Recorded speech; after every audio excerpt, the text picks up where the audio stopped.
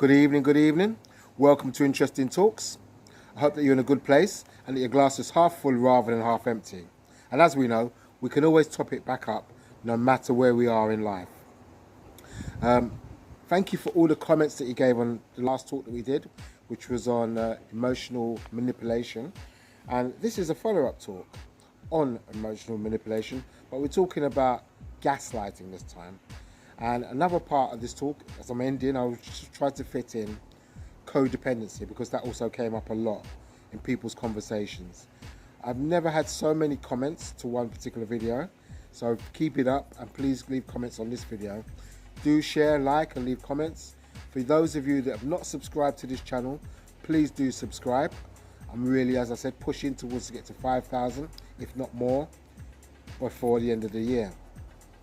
So we're talking about gaslighting. Now, gaslighting, when it's done to ourselves, is a form of abuse. When somebody does it to us, it's a form of abuse.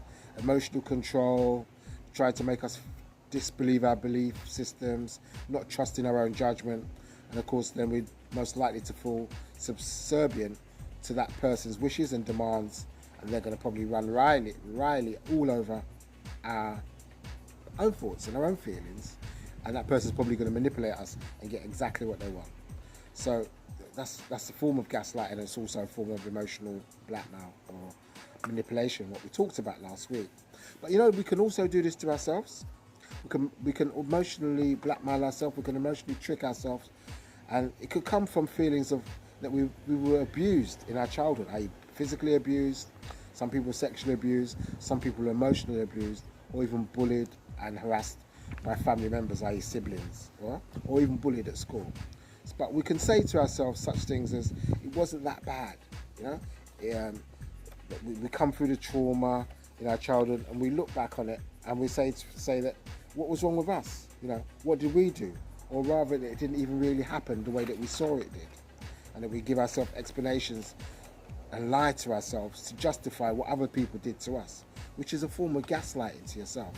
You're distorting reality, one, to cope with what happened at the time when you was in the time, and two, to possibly cope with it today. It's a form of gaslighting yourself. I don't have any bruises or broken bones. I must have been making it more than it was. That's an example, classic example of gaslighting. And here's how you can tell further more ways that you could be gaslighting yourself. Now, here's one. If you invalidate your experience, if you say that it wasn't valued, you know, that it didn't really hurt me, there wasn't really much going on, you know, I'm making more of it than what actually happened. No, you are valued. And if you had a traumatic experience, if you was abused physically, sexually, mentally, or any other way, you've got a right to say so. There's nobody can tell you that you're not valid.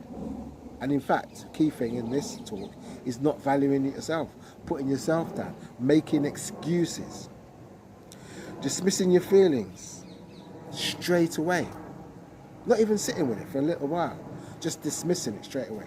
Oh, I shouldn't be hurt, I shouldn't be feeling this, I shouldn't be feeling that. Well, if you are hurt, there's a reason why you're feeling hurt. It's not necessarily because you're oversensitive or you don't have a backbone or whatever other things that other people might say. Your feelings are valid, and allow yourself to sit with them. And if you need to express them to the people that are causing you discomfort, then say it. But you are valid. We might say we're overreacting. Again, well, how do you know you're overreacting?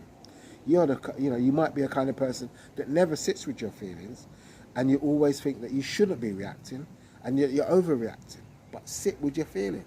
See where it takes you. You know, after watching this talk, hopefully you'll have an opportunity to reevaluate whether you're overreacting or not, or are your thoughts valid or your feelings valid. I must be lying to myself or making it up. Well, sometimes people say to me that, well, you know, I went through this and I went through that, but I'm not sure. You know, did it really, really happen? Is it part of what I dreamt about? Well, you know, if somebody hit you in the face, you know, if somebody put you in a boiling bath as a child, you know, if somebody, took away your food from your plate and ate it for themselves, it was one of your brothers and sisters bullying you. You can remember stuff like that. So let's try not to invalidate ourselves and say that we're making stuff up. You struggle to trust your own gut feelings. Now, a lot of us can do that. I can understand it. But to be honest, and if you listen to my talks, when it comes to rational thinking or using your cognitive thought processes against your gut feeling, I would more err towards your gut feeling rather than trying to be smart about something and clever about something. If you rely on your gut feeling, you're more likely to come out on top most of the time, or have a good outcome, should I say, not necessarily on top, but a better outcome. So trusting your gut feeling is important. But if you're gaslighting yourself, you will never trust your gut feeling. You'll always think that what you think is wrong, what other people think is right. You know, this is not the way to be. It's a way to be able to think about your feelings, trust your gut feelings, and at times when you need to, go with them. You're being too dramatic or sensitive. Well, some people are too dramatic and some people are too sensitive. But is that you? Are you always saying that to yourself when you're not that kind of person? The fact is that you've lacked self-confidence from your childhood. It's been robbed from you and you've never really gained it back. And you're gaslighting yourself, telling yourself that you are dramatic and too sensitive when you've got every reason to be upset about whatever might be happening in your life.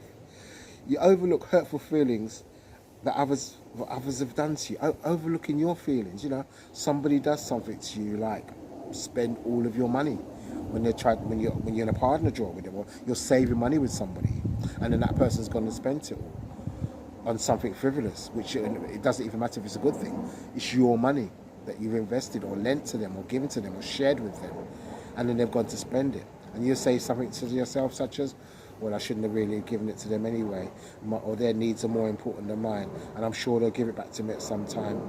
I mean, I can cope, at least I've got a roof over my head. Well, these are valid truths. You have got a roof over your head, but you have every right to be angry. You have every right to express your disappointment, and do not worry about not trying to express your feelings of distrust, of discomfort, of upset. I find a lot of this kind of goes with some of my clients that don't like conflict.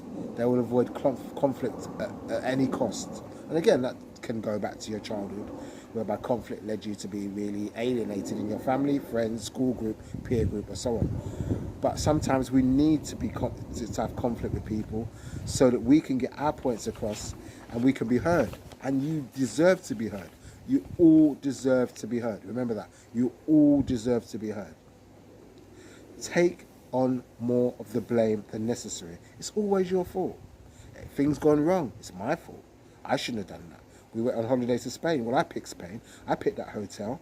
You know what? We should have gone with a different airline. It was my fault. I went for the cheaper option so we could have a better hotel. Doesn't work like that. It can't always be your fault. You can't always be blaming yourself. You've tried to make the best decision with the best information possible. It's not always going to be your fault. This is gaslighting ourselves, trying to destabilize our own self-worth, not thinking that we're valid, okay? Assuming our thoughts and feelings are not valid. This is leading into this next section, that we don't feel that we're valid. You are valid. You've been born, you've got this planet and you're underneath your feet. You stand tall, push your chest up and deep breathe. You are valid. You are worthy. You belong here. Yeah, again, moving on. 10, not worthy of love, not worthy of care and attention. Well, you are worthy of care and attention. Unless you're somebody really evil and nasty who does absolutely horrific things on a daily basis, or a horrific, nasty person, then you are worthy of love, you're worthy of attention, you're worthy of care, and you are lovable. These are the basis of gaslighting. All of these things that I've just listed, these are people that gaslight themselves. Not other people gaslighting you gaslighting yourself. Back onto codependency. You could be a person that's falling into codependency if you're regularly gaslighting yourself, because you will see that, you know, you'll cater to other people's needs so that they stay in a relationship with you. It could be somebody who's an alcoholic, somebody who's a drug user, somebody who's a gambler, somebody who overeats. You will keep them make their world perfect so that they stay with you, that they don't leave you, that you're not left alone. But that codependency could be robbing you from your own autonomy of being who you really are. You need to be in a relationship where somebody matches you, is equal to you.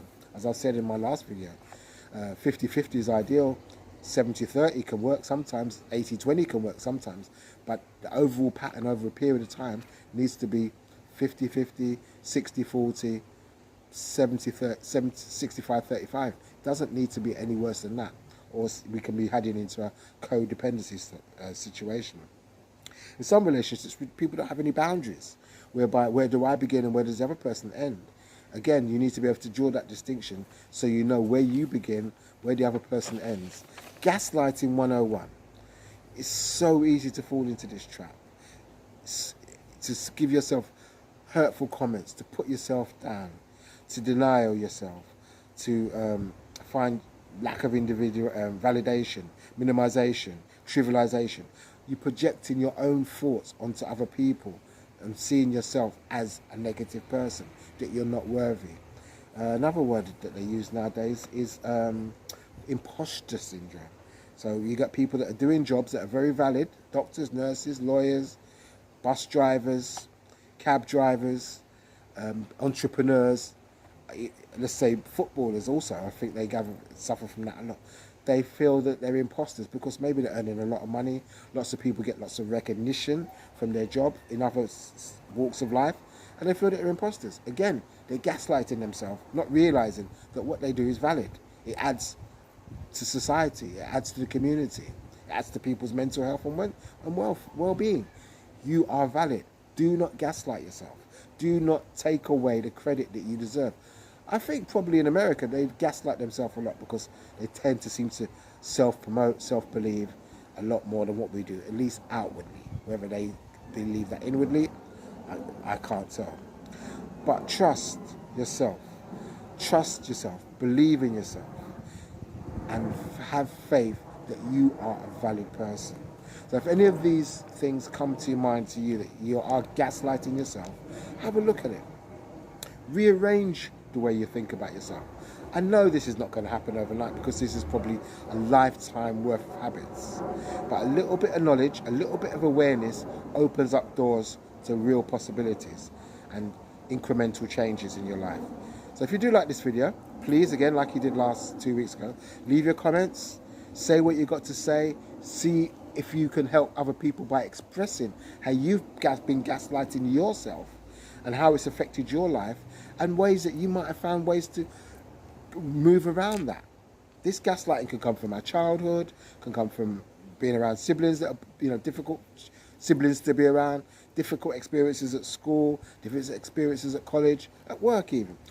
But it's affected who you are, taken away your confidence and your self-worth, and you gaslight yourself on a regular basis. So do leave comments, do watch out for the video in the next 2 weeks' time, share with friends, and do try and best to stay positive for the next 2 weeks and forevermore. Take care. Bye-bye.